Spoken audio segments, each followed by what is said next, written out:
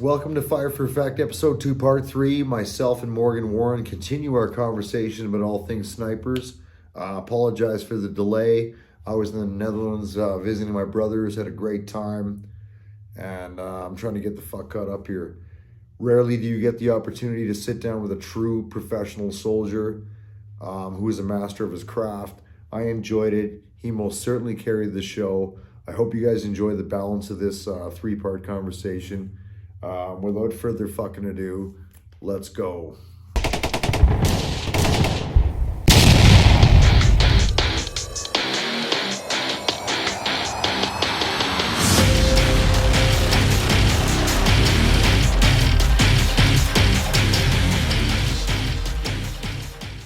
Okay, let's talk about you're in snipers in Afghanistan. Walk us through battle rhythm. Like, what's it like? The day-to-day, not the Hollywood bullshit, the actual real deal. So, I mean, a day-to-day, transitioning away from, say, like a deliberate operation. Our day-to-day in Afghanistan on Task Force 108, the way the snipers were kind of employed and kind of, I'll say, broken up amongst the battle group was they had a 4-man sniper detachment attached to each rifle company. So B company had a wow, that's actually a lot more than I thought you had. Yeah, so we had four-man detachments. At any given time, though, one of those detachments could have been on 3-week leave block on an HLTA, as we call it. Okay, yeah, fair enough. Right, yep. so we'd have three. Granted, we had 2 rifle companies, which means we had one sniper at all times, kind of as a floater, and they would support battle group operations or whatever the CO deemed they needed to do. So the call sign that I was with was call sign 65 Charlie, and on the net we refer to ourselves as 65 Chaos because we watch a lot of American movies, and then when we get out we just kind of like drop. I love it. Yeah, we drop the 65 and we just roll as be like Chaos. Chaos. Yeah, so it was pretty awesome, cool, man. And that wasn't even me. That was my. Because for the viewers here, Canada doesn't get cool fucking call signs like the Americans do. We're just numbers and letters. Whereas, the Americans got these fucking dope, wicked, cool call signs. Yeah. So if you get an opportunity to fucking steal one, you take it. Yeah. So that's awesome. That was awesome. So 6'5" Charlie, the 6'5" Chaos, and then we drop the 6'5" and just roll as Chaos on the net. So nobody's gonna fucking argue. No, and nobody really argued with it. We just kind of rolled with it. It wasn't my idea. It was my. I love it though. Yeah, that's cool. It was my sniper deck commander, and he's still in repairs, and he's nice. Yeah, he's an awesome dude. So yeah, so we were attached to Bravo Company of the 2nd Battalion, which coincidentally enough was my rifle platoon. Call sign 24 was the 4th platoon in Bravo Company. So even when we were in patrol base Spur Gar, although I was attached to the snipers, I could still interact with my old platoon. So it was pretty good.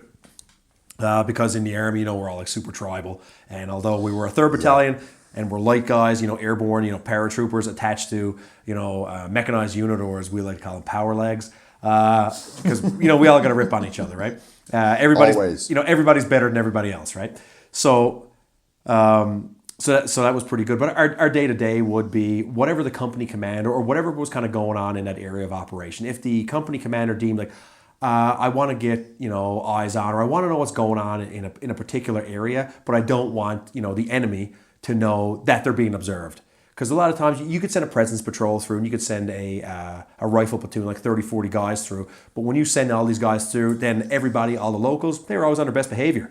Because if you're rolling through the area, like 30, 40 deep, and they know we've got air assets stacked up to the moon, and tanks and APCs and whatever else, everybody is on their best behavior. So, help me understand this. How did you guys interact and work with Recce Platoon? So Recce Platoon is a dedicated reconnaissance asset to a company, like a large chunk of infantry guys. They have guys that just do reconnaissance, which means if you have sniper dets attached to that battalion, how did you work with Recce? Well, sometimes It would depend because was it sympathetic or? Oh yeah, we'd work in conjunction with each other. We'd help each other out because Recce is a much bigger organization than snipers. It's very much a parallel role. Absolutely. Okay. Because once again, in order to be qualified sniper, prerequisite is you have to be qualified basic reconnaissance patrol. Yeah. So we have a lot of similar traits. But for us, we have that ability to use our sniper rifles to go kinetic and engage long range, engage targets with long range precision rifle fire. But reconnaissance, oftentimes what they'll do on major operations is they'll do what's called a recce mark secure. So they will actually do reconnaissance of a large objective area, and they will lay it out. Say, okay, a company or a battle group should put their fire base here, put their assault here. They'll get a good vantage point somewhere, and then they can bring in a rifle company, and they'll be like, yeah, come here, follow me, sir. Here's what I have for you. Here's the information I have. Which here are the positions that would probably best serve your company to conduct this operation. That is a purely recce task. I mean, snipers, I guess in a pinch we could do it because we are recce patrolmen, but that's like, it's one of those recce bread and butter things. It's something that they do, and they do it much better than we do. I'm never going to take that away from recce. Whereas, like I said, we've got our rifles, and we can provide that kinetic solution that when required. But sometimes recce would do a cordon search on a village, or they were going to move into a position, and we could provide overwatch for them. So in the event that if they get lit up, if they get shot at, we can help identify those targets. Neutralize those targets, or allow, say, a FFE or somebody from recce platoon to call in fast air or indirect on that target, right? So we'd work with each other. A lot of times they provide transport for us, or they'd help resupply us, or they'd pick us up, or there's times where we've been in bad places surrounded by worse people, and there's 4 of us, and we don't have the ability to extract ourselves, and recce would come in and and they'd save our ass. They'd get us out of there. So let's segue down that path. I'm sure the viewers want to hear a war story. Strap on the fucking wash basin and bungee cord. Give me what's the most fucked up, weirdest, intense, whatever. Like, and I know I'm putting you on the spot because I've been there, where it was, well, what's the worst shit you've ever been in? I'm like, well, that's a fucking arbitrary fucking conversation. Absolutely, yeah. No, right? So like, just spit something out that stands out in your brain is like, an intense doesn't have to mean you're getting it on. It just means there's a lot of weird fucking shit going on. There's things going through the air that you can't absolutely control. So I remember take us through that. Earlier I said, a lot of times in the Army it's right place, right time. Yeah. And so my call sign 2-4, my rifle platoon, they were going out to do a cordon search on a village, which it was a task given to them by the company commander. So I want to say maybe 6 to 12 hours prior to that, it was me and my sniper team. We didn't go in a 4-man detachment, we went in a 2-man team. So it was me and my spotter. We went out. So we were going to move in. We did a quick, So you're the number one. I was number one. I was a shooter, and Nick was spotting. So we do, we pull out our maps. We do a quick, map reconnaissance. Like, okay, this is where we're going to go. This looks like a good position that we could set up a final fire position in. So that would allow us to observe the village, determine pattern of life, so we could relay it back to the platoon before they move forward. So we find, and it's it's pretty flat there.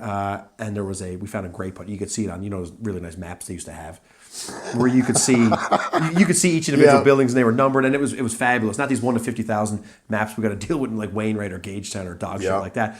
So we're like, we could probably get into this gray putt, and you know how they had those thatch roofs on them. We're like, we could probably, with our ghillie suits, we could blend in, get up there, we could get in a good position with our binoculars, our spotting scopes, our radio, and we could sit up there and remain unseen. So we get to this gray putt. Actually, I'm gonna back it up. Actually, kind of funny story. I was talking with my spotter that night, or a couple of weeks ago, and he's like, "Remember that time?" He goes, "We were doing that operation." He goes, "We were doing cordon search." He goes, "For 2-4." I'm like, "Yeah." He goes, "You remember?" He goes, "When you kind of like short stepped." He goes, "And you like fell down in a grape field." He goes, and I thought like you fell down in a well, and he looks at me and he's like, He's like, "Are you okay?" And I'm like, "Yeah, I'm fine." He's like, "Well, shut the fuck up because they're gonna hear us." In the middle of the night. Okay, I gotta ask you something. I have to interrupt. Fucking tell me you had better night vision shit than I had. No, we had a PVS 14, probably the same as you had. Like fucking, it was so bad. Yeah. So I had a fucking C8A3 with an EOTech. We had this bullshit IR setting on it, and it, like you fucking put your shit on IR, and it because the fucking NVGs we have are such junk. There's no depth perception, right? So it's like I can either see this giant red dot that I can't see the target, or I can see the target and it's just this fucking blur. It was fucking terrible, So man. we were dealing with Did the you same... have the same shit that I had? We had the same shit. Oh, fuck. And it was one of those I nights... can't believe you guys had Yeah. the same shit night vision that we had. Now, I think the ones that we had, like... Fuck this stuff. I think the ones we Terrible. had... The lenses on them were like a little less scratched up, and they were... Ours were fucking junk, bro. Ours weren't too bad, all things considered at the time. So anyway, I fall in this mud hole, and I stand up, and I dust myself off. I fell in a fucking... Same thing. I'm going through a fucking tilled field, gray putts. This bomb was out in the middle of nowhere. We're going to hump in there. It's outside the city. And I thunder in this fucking ditch, and I'm lying there all fucked up. Because I couldn't see shit, man. No, especially on those particularly dark nights. Like sometimes you have a lot of natural illum, and some nights not so much. So this was one of these nights, not so much illum. So it's very dark. So anyway, so we carry on. But your optics are good. Our optics are good. Yeah, Okay. you know, we've got a what's known as a SIMRAD. So picture like a fancy IR device that we clip to the top of our scope. And so it allows us to see at night. No big deal. So we get to our gray putt, which is what our predetermined position we want to get to. So we get in there. Now this thing it's chained up. It's locked. So okay, we're like right on. A lot of these gray putts are never locked, but whatever. So we managed to kind of get in. Yeah, that's different. That's different. So we kind of get in. We managed to kind of jimmy the lock, and we get in. And in the corner of the gray putts, they had like the sticks. So it was almost like a ladder. Yeah. We climb up, and we get up there, and sure enough, we provide Overwatch, and then we're there all night. We're watching pattern. Well, so you're up on Oh one. yeah, so now we're up, and we've got our ghillie suits on. So a ghillie suit is like a picture like a net over you with burlap, and then we had some natural camouflage tied off plants and whatever was around to make us blend into our natural surroundings. So we had that on our ghillie suit. So we're in position, and then as the platoon starts to move in at first light, we're talking to them, they're talking to us. We're like, yeah, everything's good, carry on. So we get in, and as they're withdrawing, we collapse our position. We're like, okay, good. They've kind of withdrawn back past a predetermined point that we're like, once we're past this point, we'll collapse our position. We'll link up with the platoon, and we'll move out with them. Right. So we get down in this gray putt, and I'm looking at it. As I get down, there's like a piece of paper at my foot, and I pick it up and I look at it, and I actually held this onto this piece of paper, and I still have it. And what it was an ammo, like you'll get like you buy a box of 20 rounds of whatever at Cabela's, like the cardboard box that the 20 rounds of ammo comes in. Yeah. Picture that, but it was flattened out on the ground, and it was like 7.62 by 39 with like Russian writing on it, and I'm just like, what the hell? And we look around, and there's like some bales of hay and stupid shit in there. And we kind of start poking around because we're dumb. And we find like a bunch of 82 recoilless rockets and grenades. Oh, so you're sitting on a weapons cache. We were sitting on a weapons and ammo cache. Like, we had no idea. We were there all night, and we climbed down. Now it's daytime, and there's all this shit here. Right? And it's like, now I'm like, this is why it was locked, right? Yeah, why is there a lock on this? Fuck, don't worry about it. And then as soon as we come to the realization where we are, gunfire happens. And next thing you know, the platoon is in a gunfight outside. We're like, God damn. Because the bad guys are like, hey, those assholes found our shit. Yeah. or who knows why. Or Whatever. But anyway, so then, so we kind of, so that was a bit of an exciting, morning. And, it was the platoon got in a bit of a dust up, and then we kind of had to... they covered us back out of our position. We could move back through a great field, so we get back to like the I wouldn't even call it an MSR, a main supply route, but one of the main road to get back to home. One of the main go trails in this village. Yeah. So we had to get back so we could link up with the platoon. We took up another fire position so that way the platoon could extract back past us, because then we were in the clear by then, right? Yeah. So I don't know. There you go. There's a little bit of a war story, and then. But it's a fucking fun one, man. Because the best war stories are always when some weird shit happens that you didn't plan on. You didn't plan on it. And you laugh at it later. Yeah, and I guess the only other thing, so later on, we actually they sent our platoon back to, or they sent the platoon back to, because we passed the information that this was there and we can't do anything with it. Right. So they actually went back and they kind of took that shit out of there and brought it back to their combat outpost in Zangabad, and they kind of went through and they cataloged it, documented. But they actually found a little black book full of like names and phone numbers, and the rumor has it kind of got pushed back to the headquarters, and it was pushed up to higher. Yeah. And apparently there's some useful information in it, right? That was all we ever heard about You know it. what though? Like I can tell you firsthand from the shit that I did. A little piece of tape on a bomb can lead to a fingerprint that maybe led to fucking rolling up a fucking local employee in calf and Exactly. putting a guy off, taking a guy off the fucking chessboard. That shit matters, and that's what you guys did, and that's invaluable. It's more than the movie show with the crosshairs on some fucking cartel drug lord or some Taliban leader and going pop. What snipers bring to the table is absolutely fucking invaluable and monumental, and most people don't get that because they only know what Hollywood tells them. Yeah. So let's go to tours winding down. What happens when you come back? So you got your fucking time in theater as a sniper, and now you're coming home. Where does your career go? What direction do you go in when you come back? Right on. So one thing I'll just say prior to going down that road there. Okay. So I think for me the most important thing, like being a sniper, was supporting those rifle companies, was supporting those guys, because I know, just like I said earlier, having a sniper on the battlefield is very demoralizing when this person is shooting at you. However, when you are operating for and you got snipers in support, it's good for your morale. Oh, you're like, these guys have been out there. These guys, it raises their morale, and these guys are going in there with some confidence that they're like, we know these guys. These are our friends. These are our brothers. Yeah. They're like, man, my brothers have been out there for 24 hours, and they've been pushing back information. So we're going to go in. We're going to conduct this operation, and we got real time information, not from a drone, not from some intel that may or may not be accurate. No, a guy on the ground. A guy on the ground. That's a very good point. Thank you for bringing that up. Yeah. If you're a fucking conventional fucking soldier in the battle space, knowing you have snipers in direct support and knowing what they bring to the game, that brings your fucking morale up, because the bad guy's head's down and he's fucking stressed, because it's a huge force multiplier. That's the word, right? Yeah. That's the word, That's the man. word. I haven't brought it up till now, but that's what snipers are.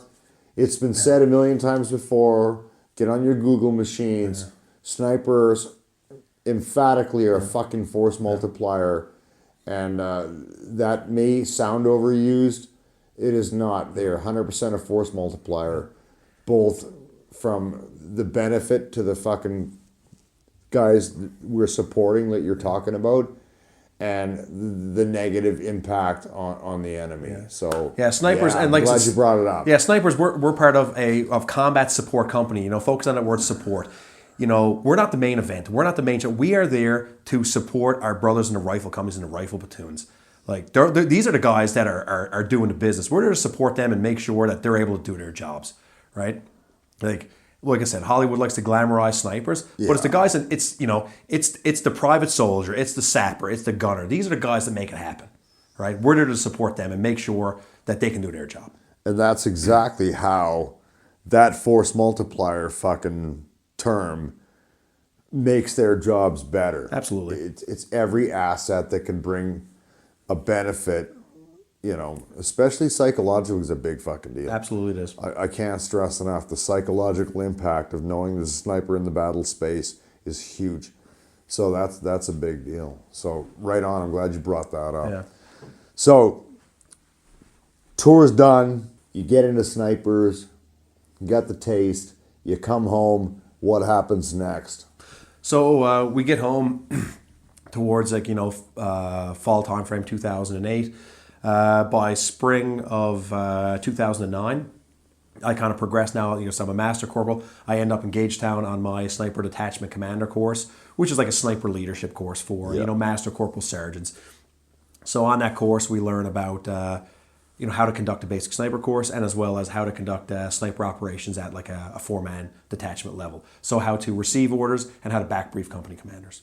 Okay. And that's in 2009. 2010, I kind of roll right off of there onto my advanced sniper course. So advanced sniper, same deal. We go into more depth with regards to live fire for sniper exercises, and then we go on to back briefing battle group commanders or commanding officers. So the machine just keeps So the machine rolling. keeps going. So now by 2010, I'm a sergeant, and I'm in the 3rd Battalion. I'm the Alpha Detachment Commander, so I'm the senior deck commander within the platoon. I'm involved with running basic sniper courses, which is a 12-week long course, 50% washout rate. We're constantly conducting these courses, as well as supporting battalion operations, battalion exercises, and all these things. And in 2013, I become the unit master sniper for 3 PPCLI, and I'm also double-hatted as the brigade master sniper for the 1st Canadian Mechanized Brigade Group. What are the odds you'd be double-hatted? Oh, classic Army move. I'm lucky I wasn't triple or quadruple-hatted, so I had an easy go. Well, there you go. I can't thank you enough for coming, bro. I know we have more content to discuss. Yeah, I'd love to come back. At a later date. He has to go to Wayne for a month. I don't anymore because I'm retired and he's fucking not. You got a taste of what Canadian snipers do. A real taste, not the shit that Hollywood sells you. So I hope you enjoyed the show. And fuck, man, I cannot thank you enough. I know you're empty, but Almost, not close quite. enough. And we're a wrap.